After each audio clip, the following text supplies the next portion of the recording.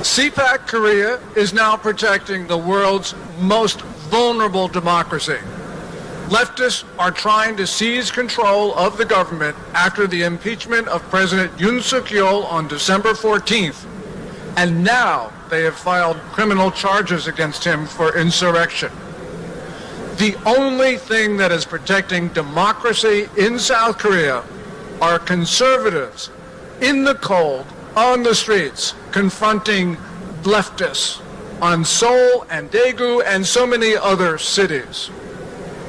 What's at stake?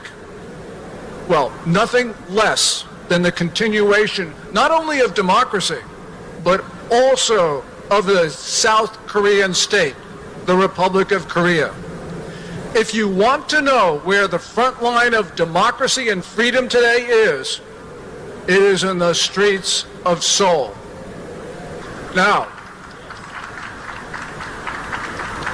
that's the summary. Let's get started.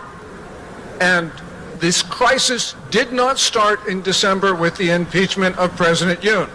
It did not start on April 15th, 2020 with the National Assembly elections, but today we will begin there.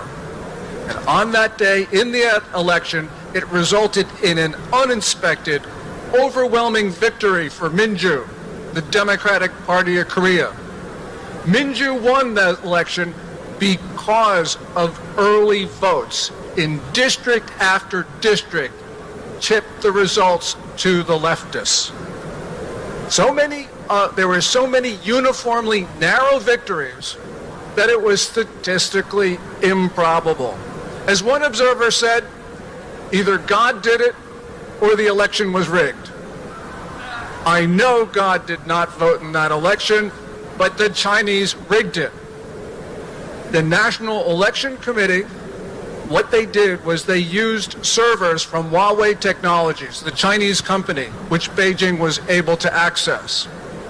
Also, there is reporting that the NEC cooperated with Tencent, the Chinese internet giant, to develop algorithms to switch votes that had been decided early. This election was stolen. In 2024, just like in 2020, we had unexpected results and a big Minju victory. They did it again. This is something that never happened before in South Korean history. So we know that they took that election from the conservatives. NEC, National Election Committee, in 2024, they even hired Chinese to count the votes. So what's the consequence of all of this?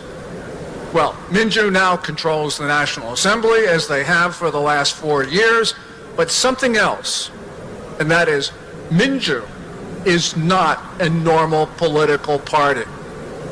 Its leaders somehow seem to think that they are still in the 7th century when China's Tang Dynasty controlled much of the Korean Peninsula. So you have leftist leaders. They believe they are vassals of this magnificent Chinese state, or even servants of it. And they are now allowing Beijing to infiltrate South Korean society and to determine outcomes in South Korean elections.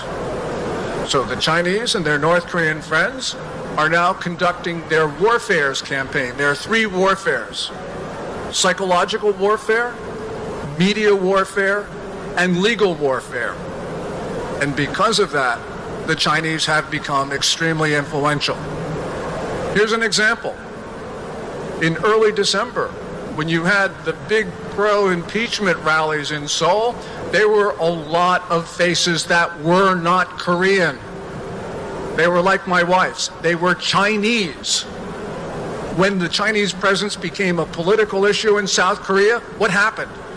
The Chinese demonstrators all at once disappeared. How could that have occurred? We are also seeing strange-looking policemen on the streets of Seoul who are violent with no name tags. Maybe they're Chinese. We don't know for sure, but we can see that this is a time of unusual, certainly extraordinary events in South Korea. In South Korea, Minju, we now have a leader, Yi Jae-myung, he is just like previous Minju president with Moon Jae-in. Moon Jae-in was a communist. He did not believe in the South Korean state. He believed in a unified Korea, probably under the control of Pyongyang. Now, the current Minju president, he is even more pro-communist, he is more ruthless, he is more pro-China, he is more pro-North Korea, and he is more anti-American than Moon Jae-in. And what does that mean? It means that the South Korean state is at an extraordinary time. Now everything is at risk. Freedom is at risk, democracy at risk, South Korea at risk. And that means South Koreans can now lose everything. As that banner says, it's time to save Korea.